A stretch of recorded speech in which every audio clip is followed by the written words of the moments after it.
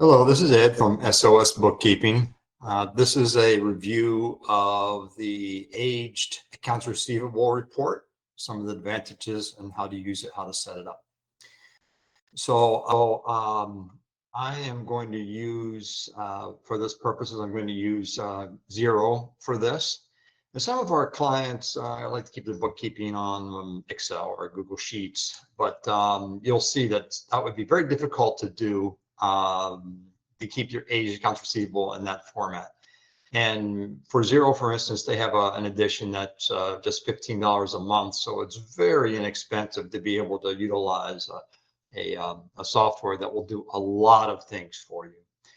So the aged accounts receivable is the accounts receivable report, but it adds aging to it, which is very useful. Anything that is due in less than 12 months is a current debt, and that's what would go on your accounts receivables.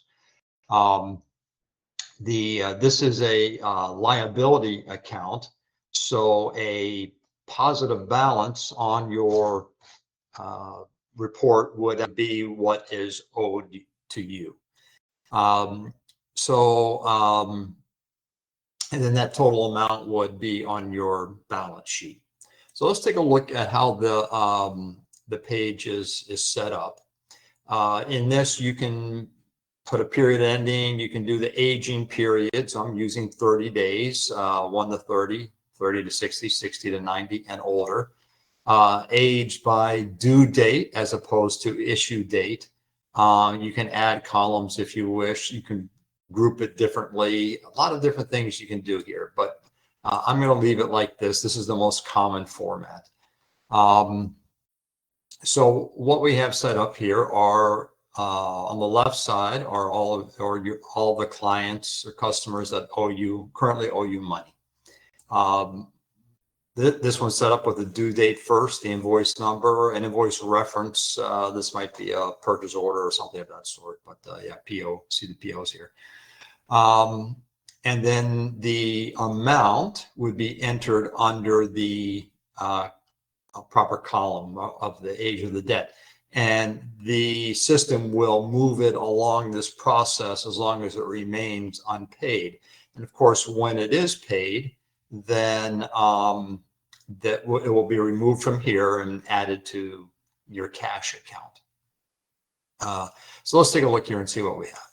So the basket case is a current, actually due date. It was issued 11th due the 21st. So terms you can see are due in 10.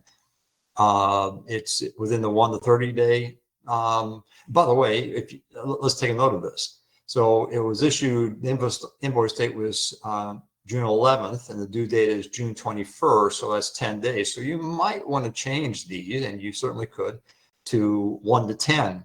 And then 10 to 30 or 40, to age it that way. So you can structure it any way that you need. So this is one that's current, so no issue there. And let's take a look at Bayside Club. You can see they're current, no issue there. City Limousine. So this is an interesting one. You can see invoice. And you can see let's look at the first invoice. It's way out here. It's older than 90 days. And then when April was issued, of course, it was probably in the 1 to 30. And then when the May was issued, it was in the 31 to 60. When it came to June, $650, you see this would have helped you make good decisions. And that's what this report does. You'd probably think twice about extending credit to City Limousines if they were already at this point. Well, this one isn't that large, but you could see how these would be moving along this process. So, and then all of a sudden a much larger invoice amount. So if you were on top of things and using this report properly and checking it, this is probably not something that a prudent business person would have done, is extend them this credit unless these were all 650 and they're making payments or something of that sort, which you could go to the client statement, the client account, generate a statement, and you could see that. So that's another advantage of having the softwares. You can very quickly and easily go and see that. This would be a good starting point. And then we have this small business services. They have one invoice. It's within the 31 to 60. So it's not too bad. But and then the rest of these are current. So then let's go down to the bottom here. So first we'll go to the bottom right. So you can see the total amount due is $9,172.63, which would be the amount reflected on your balance sheet as accounts receivable. And that it represents 100% of your receivables. And then as we work backwards on the aging, you can see that in the order column, you have 2.73% of that total is greater than 90 days. So that's not bad. Depending on your business, that may be normal, that may be high, maybe low. Then coming back here, same thing, 2.73%. Grows a little bit, which is what you would expect, 3.17%, but 91.38% of this company's receivables falls within the 1 to 30.